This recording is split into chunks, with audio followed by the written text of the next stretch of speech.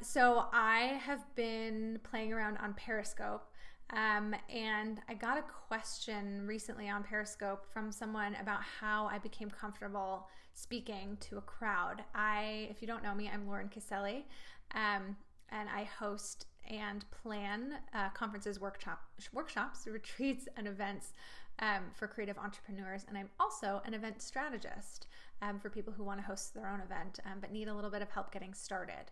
And I got a question recently about how to become a better speaker, because it's one thing to be great online and to have a great online voice and people love you and you sell an event and then you get on site. There's nothing worse than either getting on site with someone you love and realizing, oh my gosh, they're not a good speaker at all, or feeling like you get in front of a room of people and you're like, I'm not a great speaker. Nobody's laughing at my jokes. Like, this isn't funny.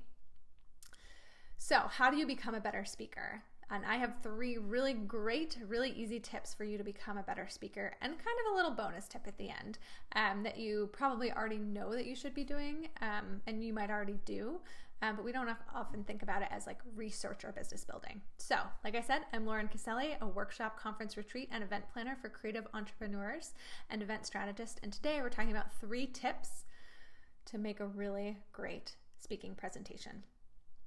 So, the first tip is, if you've never spoken before, or the only time you ever speak is when you do events or people ask you to give a keynote or people ask you to lead a breakout session, and that's the only time that you ever speak in front of a group and you're not a teacher or something, you need to start doing some videos. You need to, whether or not you post them on YouTube, whether or not you if you're on Periscope, if that's my new favorite social media, whether or not you post them visually, you just need to be doing videos. You need to sit down. Like right now, I record this on my photo booth. That's what it's called. Because I'm not even good enough to record it in iMovie. I have to record it in Photo Booth and then drag it into iMovie and then upload it because I'm so tech challenged. But when I started, and you should scroll back and see my videos from 6 months ago, they are so bad. But when you are getting started doing videos or getting started speaking, record yourself in your photo booth, try to make a really cohesive presentation, and then pause it, go take a break, get some water, come back and watch it. And what happens to me always whenever I'm doing videos for my blog is I'll create the video, and it usually takes me like 3, 4, 5, 6, 7 tries before I actually get kind of my opening speech down. And there have been times where I've spent an hour trying to create a freaking 6-minute video. Like, oh my goodness. However, this video is better. This is my first and only take because I have to run out. But 6 months ago, I was like stuttering Stanley, blink into the camera, didn't know what I was doing. And it's taken me 6 months to feel comfortable in front of a camera and comfortable talking at kind of a rapid pace, and delivering content in a way that's not too disjointed and that provides value to people. So that is tip number 1. Get on camera, whether it's photo booth for your own viewing pleasure or Periscope, or scoping is what the cool kids call it. And that's really great because you don't have to do anything. You just like upload it.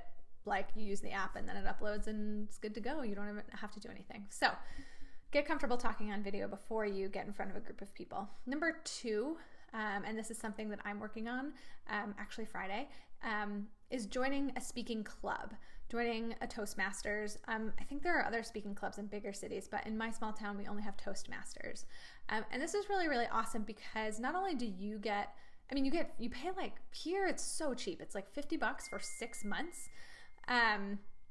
And you basically get to speak in front of people and you get feedback on your speaking, and then people get to know about you as a speaker, and if they're looking for someone who can get up in front of a crowd and speak at their, if they're a company owner or whatever, they have you on their roster. So joining some sort of speaking club is a really great idea. I know like people are kind of like, I don't want to join a club. I don't want to speak in front of people. No, you need to speak in front of people. If you want to be a good speaker, you need to speak in front of people. No one's just going to pay you $1,000 to fly to Maui and like speak on a main stage and like just because you're awesome.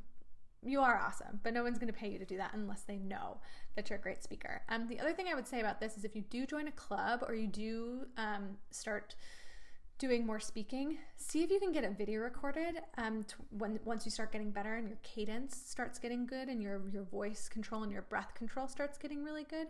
Because if you can have a really great video on your website and you can have that to show people, people are way more likely to hire you to speak at an event. So, hot tip. And the third tip about how to become a better speaker is to host an event.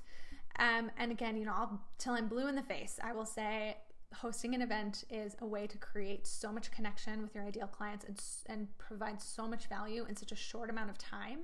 And that's why events can be wildly successful, is because, let's say, people buy a ticket, let's say it's $100 for an event, for a 2-day workshop or something. People buy a ticket and then they are hopefully so enamored with the way that you speak that they buy all of your other products. That's like the goal of hosting an event, is so that to lead into other products kind of immediately, either at the event or afterward.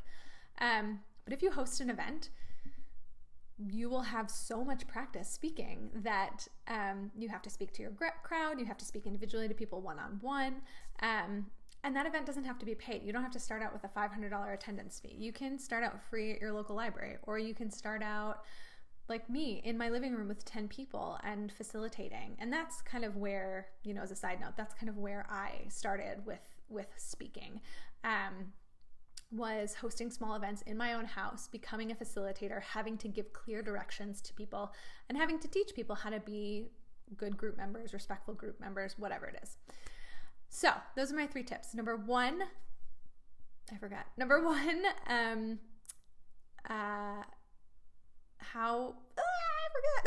I'll have to edit this piece out. No, I probably won't. How to become a better speaker. Number 1, join a Toastmasters club. Number 2, get on Periscope or video YouTube or whatever and record yourself doing some videos and talking in front of a quote unquote crowd. And number 3, host an event. Get in front of people, get some feedback. If they throw tomatoes at you, you'll know it was bad. If they come up to you and ask for your business card afterwards, you'll know it was good.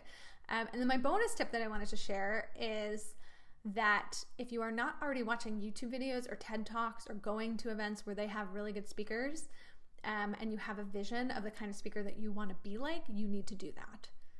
And Danielle Laporte is my favorite speaker. I love watching her speak. She is so good. She is so inspiring. We have different personalities, of course, but when I sit down and I think of myself as a speaker and I think of how I want to work a room and be engaged with people in a room, it's her. And so when I think about creating an event or a speech, I think of how she captures the room and what do I need to be doing to speak like that. And so for me, it's slowing down. If you can't tell, I'm like rapid fire talking right now.